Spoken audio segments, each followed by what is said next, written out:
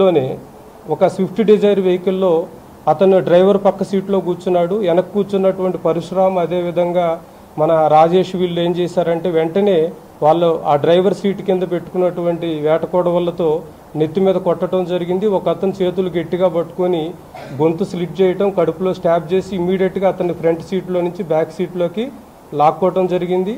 లాక్కున్న తర్వాత వెంటనే యూటర్న్ చేసుకొని మరలా అటు బీచ్పల్లి సైడ్ వెళ్ళారు. మరలా ఈలోపు అతను తిరుమలతో మాట్లాడి అతని గైడ్లైన్స్ ప్రకారం ఈ హైవే మీద వెళ్తే మనకు ప్రాబ్లం ఉంటుంది అనేటటువంటి ఉద్దేశంతో ఈ ఆలంపూర్ ఎక్స్ రోడ్ నుంచి మనకి రైట్ టర్న్ తీసుకొని అటు పంచలింగాల సైడ్ వెళ్ళారు. పంచలింగాల్లో ఈ తిరుమలకి సంబంధించినటువంటి ఒక ఓపెన్ ల్యాండ్స్ ఉన్నాయి. ఆ ల్యాండ్స్లో బాడీని ఫస్ట్ డిస్పోజల్ చేయాలని చూశారు.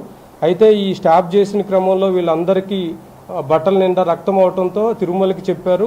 తిరుమల వీళ్ళందరి కోసం కొత్త బట్టలు పర్చేజ్ చేసుకురావటం జరిగింది. ఈ డెడ్ బాడీని తీసుకెళ్ళి అక్కడ కర్నూలు దగ్గర ఉన్నటువంటి ఒక నాలాలో పడేసేసి బాడీని డిస్పోజ్ చేసి ఎటోళ్ళు అటు డిస్పర్స్ అయ్యారు.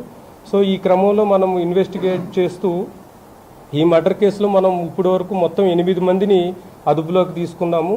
దీంట్లో మెయిన్ అక్యూజ్డ్ అయినటువంటి బ్యాంక్ మేనేజర్ తిరుమల్, అదేవిధంగా డిసీజ్డ్ వైఫ్ ఐశ్వర్య, అదేవిధంగా ఈ సుఫారీ గ్యాంగ్ని లీడ్ చేసినటువంటి నగేష్, పరశురామ్, రాజేష్, అదేవిధంగా ఇంటి పక్కనే ఉంటూ ఎప్పటికప్పుడు వీళ్ళ మూమెంట్ని తిరుమలకి వాళ్ళకి అందజేసినటువంటి మోహన్, అదేవిధంగా మర్డర్ చేశాడని తెలిసిన తర్వాత కూడా ఈ తిరుమలకి సహకరించి అతన్ని ఎస్కేప్ చేయడానికి ట్రై చేసినటువంటి అతని ఫాదరు, అదేవిధంగా రిటైర్డ్ ఏపీఎస్పీ హెడ్ కానిస్టేబుల్, అదేవిధంగా డిసీజ్డ్ వైఫ్ యొక్క మదర్ సుజాతను కూడా అదుపులోకి తీసుకోవడం జరిగింది. వీరి దగ్గర నుంచి సుఫారీకి సంబంధించినటువంటి కొంత అమౌంట్ని, కొన్ని సెల్ ఫోన్స్ని, అదేవిధంగా డిసీజ్డ్ బైక్కి పెట్టినటువంటి జీపీఎస్ ట్రాకర్ని, వేటకోడవల్లో వీటన్నిటిని కూడా సీజ్ చేయడం జరిగింది. ఈ మొత్తం కేసు ఇన్వెస్టిగేషన్ని చాలా చక్కగా చేసినటువంటి గద్వాల్ సిఏ, అదేవిధంగా అతని టీముని, అదేవిధంగా ఈ కేసు ఇన్వెస్టిగేషన్లో మాకు అన్ని విధాలుగా సహకరించినటువంటి మీడియా మిత్రుల్ని ప్రత్యేకంగా అభినందిస్తున్నాము. ఈ కేసు ఇన్వెస్టిగేషన్లో సహకరించిన ప్రతి ఒక్కరికి ప్రత్యేకమైన రివార్డుని శాంక్షన్ చేయడం జరుగుతుంది.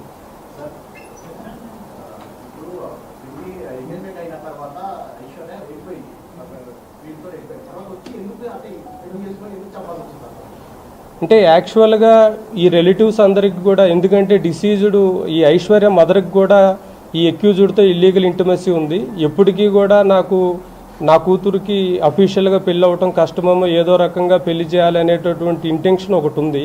అయితే వీళ్ళిద్దరి మధ్య ఎంత అటాచ్మెంట్ ఉంది అంటే ఈ ఐశ్వర్య కానీ ఆ బ్యాంక్ మేనేజర్ కానీ 24/7 ఎవరో ఒకళ్ళు video call, WhatsApp video call run అవుతూనే ఉంటుంది. వాళ్ళు వర్క్ చేస్తున్నప్పటికీ కూడా అతను బ్యాంకులో వర్క్ చేస్తున్నా వాట్సాప్ వీడియో కాల్లో అతను కనపడతానే ఉండాలి. ఈమె ఇంట్లో ఉన్నా కూడా ఏదో ఒక పని చేస్తున్నా ఈమె వీడియో కాల్లో అతనికి కనపడతానే ఉండాలి. ఈవెన్ మ్యారేజ్ అయిన తర్వాత కూడా అది కంటిన్యూ అయింది.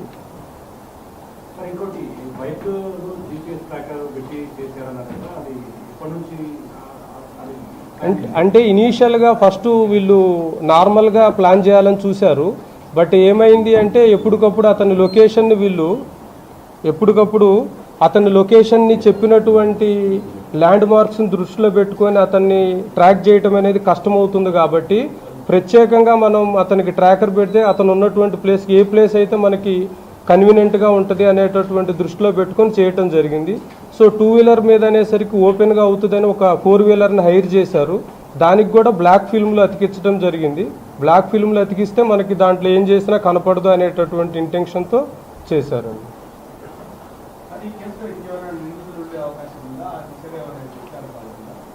అంటే ఇప్పటి వరకు మనకి ఆల్మోస్ట్ ఆల్ 100% కూడా 99.99% ఇన్వెస్టిగేషన్ అంతా కంప్లీట్ అయింది.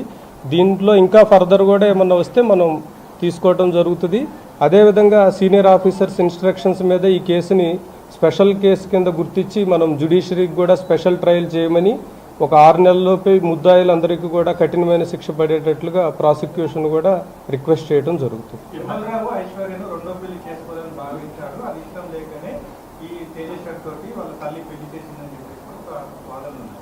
ఉన్నాయి. యాక్చువల్గా ఈ ఐశ్వర్య యొక్క బ్రదర్ కూడా వీళ్ళ మధ్య బాగా మీడియేషన్ చేశాడు. అతను రీసెంట్గా 1 మంత్ బ్యాక్ అతను కూడా 1.5 మంత్ బ్యాక్ ఇల్లు హెల్త్తో చనిపోవటం వల్ల కూడా వీళ్ళకి గైడెన్స్ అనేది లేకుండా పోయింది. సో ఎన్నో రకాలుగా వీళ్ళు ప్రయత్నించారు, ఎన్నో రకాలుగా ఈ మ్యారేజ్ క్యాన్సిల్ చేసుకోవాలని, కానీ but at the same time వాళ్ళ రిలేటివ్స్ వీళ్ళు చెప్పినప్పుడు అంతే విధంగా ఐశ్వర్య తేజేశ్వరిని నమ్మించింది. నాకు నీతో ఇష్టం ఉంది, నాకు మ్యారేజ్ నీతో ఇష్టం ఉంది, కేవలం ఎక్స్ట్రా డౌరీ అడగటం వల్లే మ్యారేజ్ క్యాన్సిల్ అయింది అనే విధంగా నమ్మించడం జరిగింది. ఎన్నోసార్లు ఇటు ఇతనితో తేజేశ్వర్తో మంచిగా ఉంటున్నట్లు ఉంది, అదేవిధంగా అతనితో తిరుమలతో ఏ విధంగా రిలేషన్ కంటిన్యూ చేయాలి, అవసరమైతే లడాక్ వెళ్ళిపోవాలి లేదా అండమాన్ ఏరియా కానీ అట్లా వెళ్ళిపోవాలి, కొంతకాలం మనం మిస్ అయినట్లుగా అనేది కూడా ప్లాన్ చేయడం జరిగింది.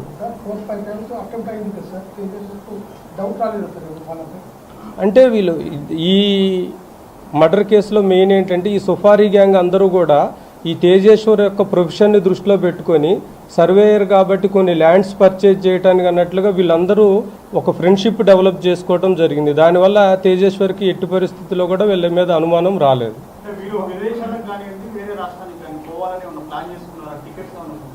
అంటే ఇప్పుడు ఈ ఆషాఢ మాసం లోపు కనుక ఈ ప్లాన్ అంటే ఇప్పటికీ చాలాసార్లు మర్డర్ చేద్దాం అనుకున్నారు, చేయలేకపోయారు. ఇప్పుడు కూడా చేయలేకపోతే కనుక ఈ ఆషాఢ మాసంలో ఆమె ఇంటికి వచ్చినప్పుడు అక్కడి నుంచి ఇద్దరు ఎలోప్ అయిపోయి